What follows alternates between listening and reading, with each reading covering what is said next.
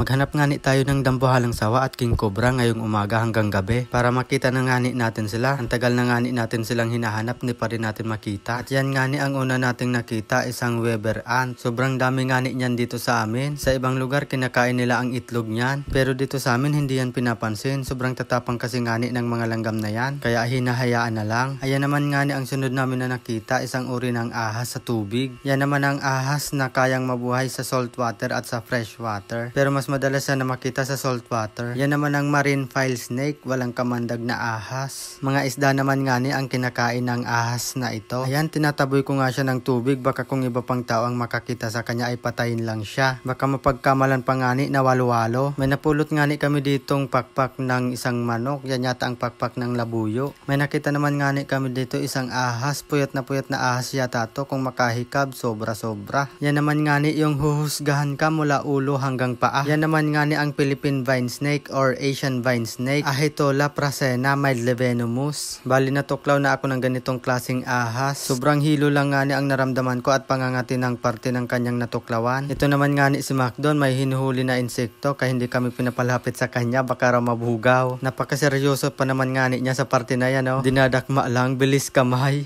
At yan naman nga ni yung kanyang hinuli, isang dragonfly lang pala. Hindi mo akalain na sobrang dami pala ng mata ng dragonfly na yan. At ang tingin niya sa movement ng tao ay slow mo, kaya napakabilis lang nilang makatakbo sa atin. Pero mas mabilis ang kamay ni Macdon. At yan naman nga ni ang sunod namin na nakita. Kung napapansin nyo yan na maliit lang na kulay brown, parang nakakamouflage siya sa kahoy. Yan naman nga ni ang sikada, maingay yan pag magdidilim na. Yan naman nga ni ang sunod namin na nakita, isang maliit lang na praying mantis. Pagsapit nga ni ng gabi, ito agad ang bumungad sa amin, isang bayuko. Bali may napansin lang nga ni kami sa mga bayuko na yan, may buntot pala silang maliit. Siguro yun ang way nila para maghanap sila or mag-trace ng kanilang magiging kapartner. Tulad na lang ng isang to, kung makikita nyo yan na maliit sa kanyang likuran, nagwi-wiggle-wiggle pa, yan yata ang kanyang buntot. Nakakita naman nga ni kami dito isang pugad ng Philippine bulbul, kaso wala ng laman, siguro nakalipad na yung mga sisiw dito.